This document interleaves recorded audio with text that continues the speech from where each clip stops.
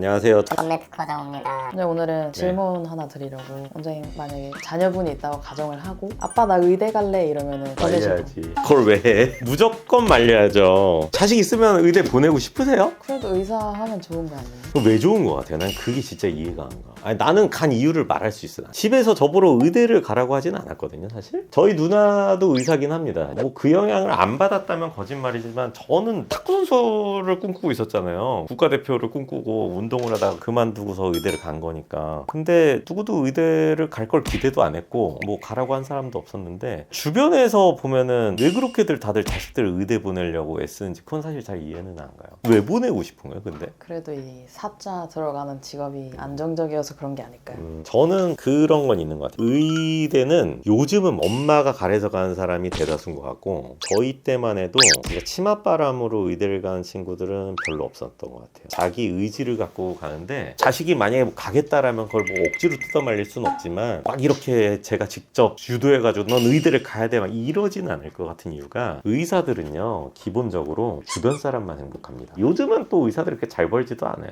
물론 의사가 경제적으로 금전적으로 좋은 거 하나는 있습니다. 그래도 일반 회사원보다 좀 더 버는 건 분명히 있을 테고 뭐 의사마다 다르지만 그리고 다른 직업군들은 아무래도 이제 어떤 사업을 하거나 뭘 하다가 실패를 하면 재기가 좀 어려워요. 의사도 마찬가지죠. 망할 수 있어요. 망하면은 왜 재기가 되냐면 망했으니까 취직을 하거나 이러잖아요. 그러면은 페이가 엄청 센 병원들도 분명히 있어요. 근데 그런 데들은 몸이 많이 상합니다. 근데 내가 어쨌든 망했으니까 돈이 필요하니까 그거를 몇 년 하면은 그래도 조금 복구가 되는 것 같아요. 내 생각에는. 그렇게 하면서 인생을 살아갈 수 있어요. 그게 조금 좋은 점이고 나머진 다 단점이죠. 일단 가고 싶어서 갔다고 해도 의대 내에서 적응을 못하는 경우가 상당히 많아요. 그러니까 유급 제도가 되게 빡세거든요. 의대 다니는 6년 내내도 공부를 엄청 합니다. 공부량이 어느 정도냐면 제가 본과 1학년 때 뭐 중간고사, 기말고사 요 정도가 시험의 범위가 양으로만 따지면 제가 볼 땐 수능 전체 양 정도 될 수도 있어요. 진짜 그 정도야. 그 정도고 시험 잘못 보면 유급 시키잖아요. 유급의 비율이 만약에 100명 입학했다 그럼 졸업할 때 6년 만에 졸업하는 비율이 50%가 조금 안 되는 걸로 알고 있어요. 요즘은 모르겠어요. 저희 때는 그랬어요. 유급에 대한 스트레스도 많고 그러면 그렇게 졸업해서 영광이 찾아오냐 인턴을 들어가죠 병원에. 그럼 바로 또 밑바닥부터 시작이에요. 별의별 거 다 해요.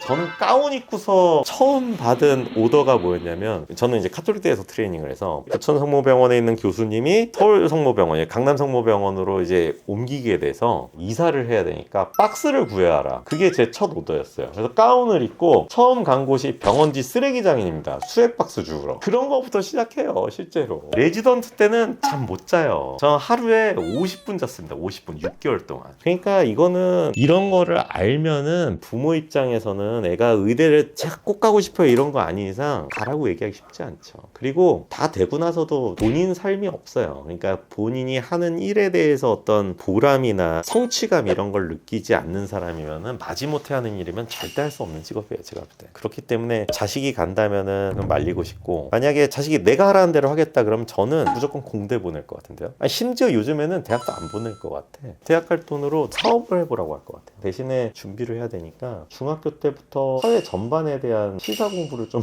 하라고 할 것 같아. 주식 공부도 좀 하고. 진짜로. 지금같이 AI가 발전한 세상에 대학도 별로 중요해 보이진 않고요. 만약에 저희 때라 하더라도 의대를 가라고 하진 않았을 것 같아요. 제가 얼마 전에 중국 차를 하나 세컨카로 구매를 했거든요. 중국 전기차를. BYD. 네, BYD요. 근데 이제 놀란 게 있어요. 저랑 같이 그 이진열 원장님 시승을 하러 같이 갔거든요. 그 원장님 차가 테슬라가 있어서 테슬라를 타고 갔어요. 일부러 두 개를 비교해 보려고. 근데 탔는데 너무 깜짝 놀라고. 차가 너무 좋아서. 근데 요즘 자동차 유튜버들 사이에서 이미 그런 얘기가 벌써 나오더라고요. 앞으로 전기차, 배터리, IT 이런 쪽은 중국이 다 쓸어먹을 것 같다. 되게 한국이 위기야 이거. 우리처럼 뭐 자원도 없는 나라가 그런 걸로 승부 봐야 되는데 근데 왜 그런 차이가 우리나라랑 많이 났을까? 중국 물론 국가적으로 미는 것도 있는데 중국에서는요 똑똑하면 공대 가요. 우리나라 똑똑하면 어디 가요? 의대 가잖아.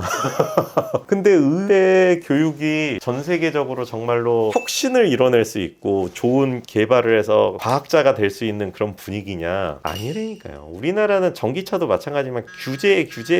자율주행도 우리나라 안 하잖아 지금. 못 하잖아. 우리나라는 발전할 수가 없어요 그러면서. 이게 조금 샜지만 미래 세대는 무조건 공대 가서 그런 혁신을 이뤄내야지. 의사는 또 굳이 그런 사람이 갈 필요 있나? 그럼 원장님은 만약에 다시 태어난다 하면 그래도 의사를 하실 건지? 저는 의사를 사실 하고 싶어요. 저는 약간 그런 거에 대한 로망이 있고 지금도 수술할 때 굉장한 성취감을 느끼고 그냥 뭔가 어릴 때부터 이렇게 만드는 걸 좋아했는데 사람 몸을 갖다가 이렇게 뭐 또 성형외과라니까 또 비난하는 사람들 있겠지만 성형외과 그렇게 쉬운 거 아니에요. 굉장히 어려운 거고 다만 우리나라에서 태어난다면 의사는 절대 안 할 겁니다.